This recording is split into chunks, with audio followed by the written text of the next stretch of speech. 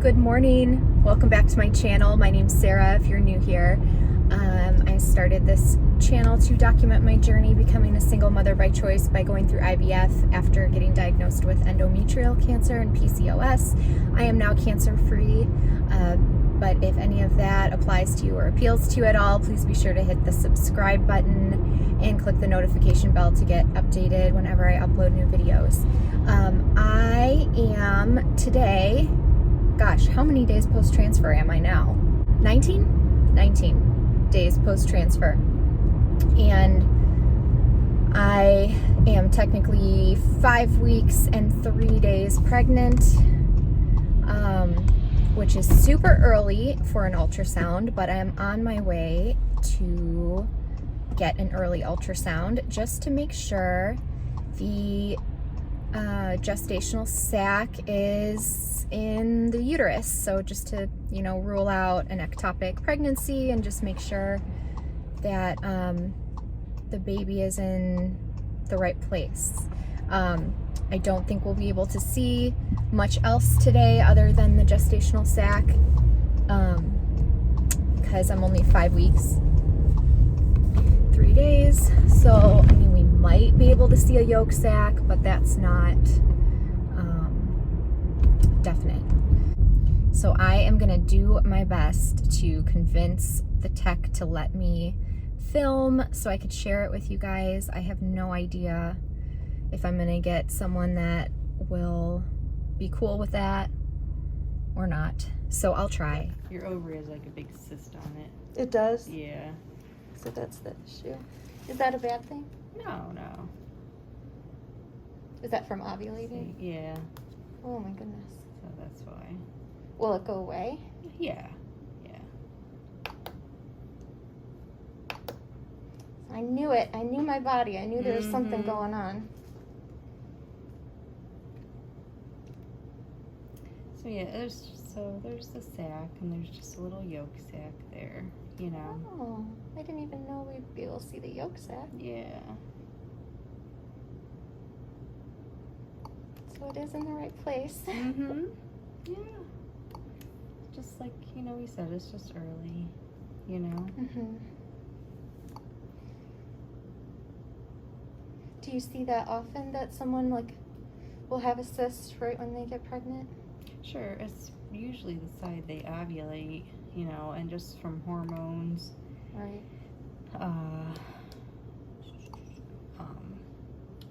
I've just never had one before, so it's like... It just lingers, that's all, Yeah.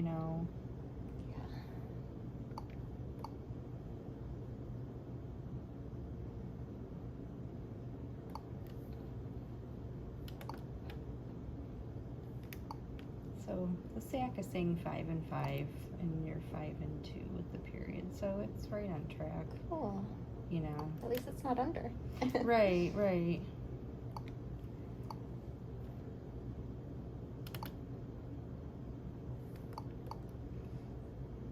So I think it looks fine, Mm-hmm.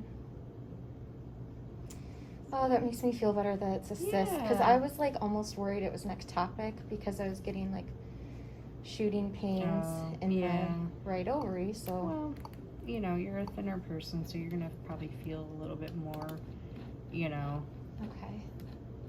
than a heavier person probably. Just so weird how different your uterus looks when you know what I mean, when you're just coming in to measure the lining. Yeah. For sure. Yeah, your ovaries really enlarged there, Mm-hmm.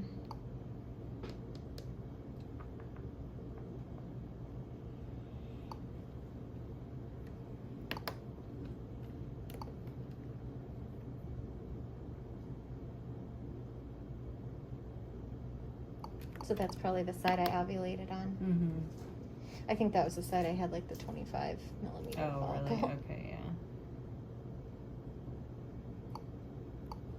Well, they took a bunch though, right? Well, or what happened? I don't. So I ended up doing what they call a natural cycle. Mm-hmm. So they let me ovulate, and I did a trigger shot to make sure I ovulated. Mm-hmm. and then we did the transfer. Okay. So, but I had a couple big follicles. Okay.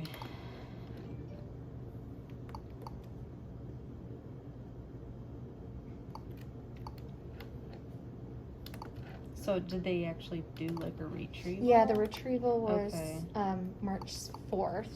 Okay. So I think my ovaries never really went completely back down. Yeah, so that's what I'm saying. Like, I think probably these are just kind of left over, you know? Yeah. That's why it's still enlarged. Is the left 'Cause one the still? left one looks a little bit big too.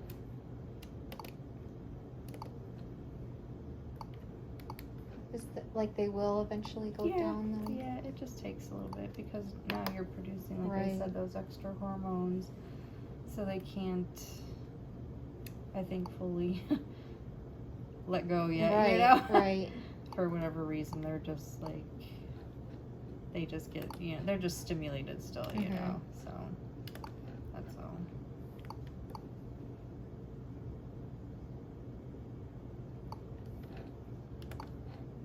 Yeah, they look so different when I'm so used to seeing like a Mhm. ton of Yeah, little black dots. I know. But yeah, I think like if you come back next week or whatever, we'll be able to see a fetal pole and probably a heartbeat, you Okay. know. Yeah. So I mean, this actually works out okay because I can like yeah, the way I'm that's, I filming know. this, like I'll be able to see it really Yeah, well later. it's not horrid. Not horrid. Are you able to print me a little picture of it? Yeah, if you want.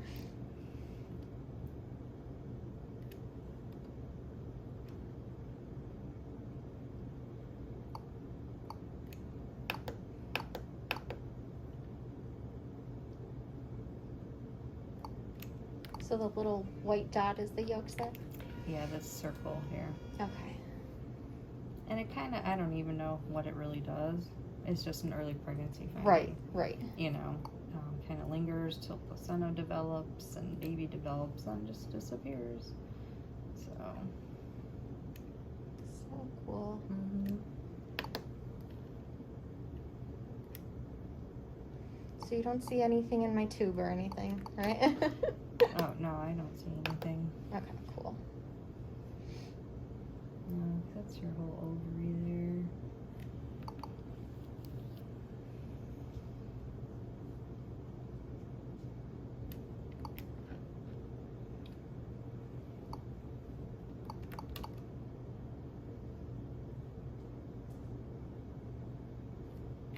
And you probably would be, not everybody flies off the table, but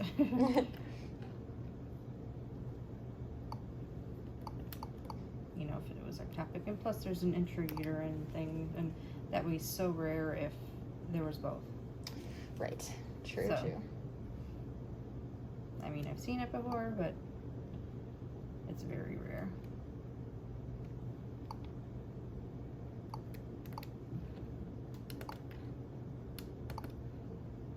What is that? It just might be a little, like, yeah, Whatever. chorionic, like, I you know, haven't bled sometimes, at all like, yet, so that's, no, that's good.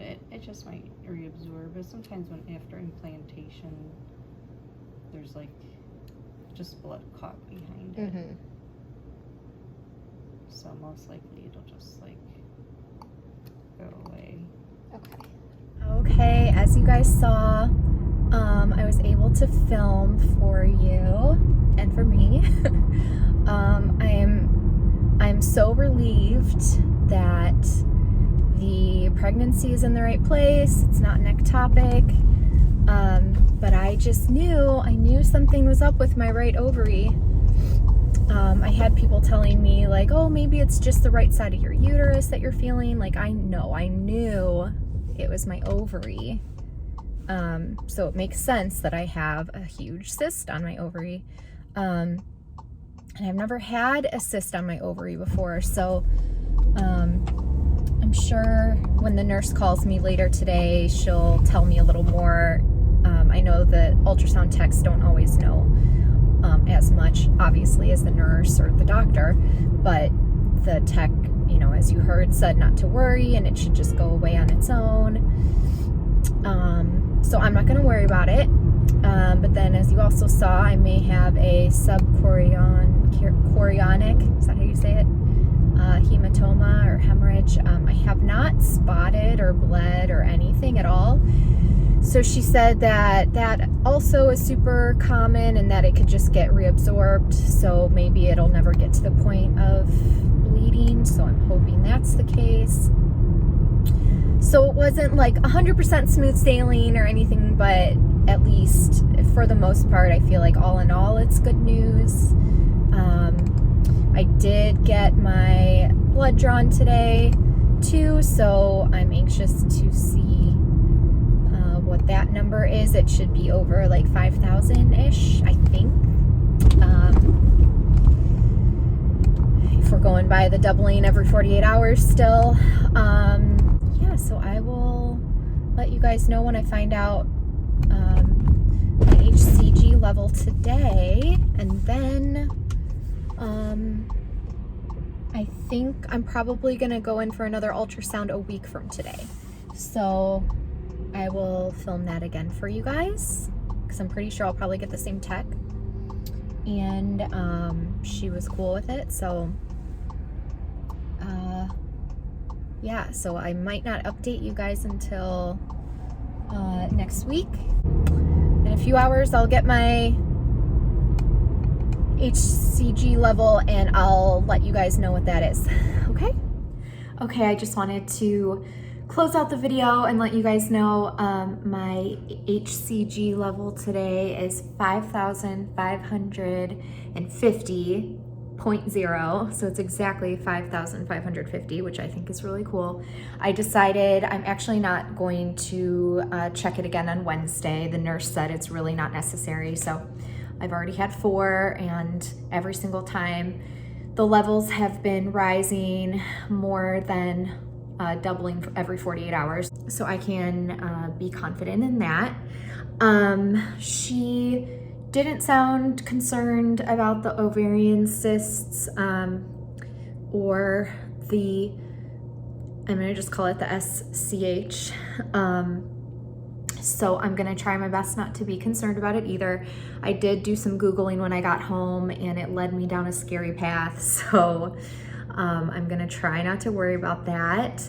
And I am gonna go back for an ultrasound in exactly a week from today. So I'll be 6 weeks, 3 days then. So I'm hoping I'll be able to hear the heartbeat and hoping I get the same ultrasound tech and she lets me record it again. So yeah, I don't think I'll be updating you guys before Monday, unless I decide, I keep saying this, but I do at some point probably want to do a 2-week wait symptoms video, like an official one, knowing that this was a successful transfer and just kind of combining all of the little like 2-week wait symptoms that I have documented over the last 2 weeks. I will tell you, since last Wednesday, like by the end of that day, I kind of stopped having, that was the last time I had like really bad cramping. So it was interesting that literally as of my 14-day mark, like after my 2-week wait, after my transfer, I stopped having the bad cramping. So now it's just the like tender breast tenderness and fatigue. Like I am sleeping more and like every now and then get bouts of like exhaustion. And I kind of feel like, now I understand why I feel like a constant kind of pressure on my bladder. It's not that I have to go to the bathroom that much, but like it's just because not only is my uterus like growing, but I have these huge ovaries that are pressing on everything too. So that's kind of why I feel a little bloated and like a lot of pressure down there. And then super emotional. So I binge watched Married at First Sight Australia edition this weekend, and I was crying at like every episode with like everything. And pretty much everything was making me cry this weekend. So It's only happened like twice today so far, so maybe that was just this weekend. I don't know. It'll probably get worse, I'm sure, as my pregnancy progresses, but yeah, that's about it. Again, like when I brush my teeth, I get a little gaggy, but it's not awful, so I haven't had like the quote unquote morning sickness yet. Again, I'm only 5 weeks, 3 days today, so that will probably hit me. If it does end up hitting me, I would think next week. Or maybe I'll be one of the lucky ones who doesn't get it. I think like 25% of people don't. And yeah, so my work phone is ringing. I have to go do that. Don't forget to subscribe. Love you guys. Bye.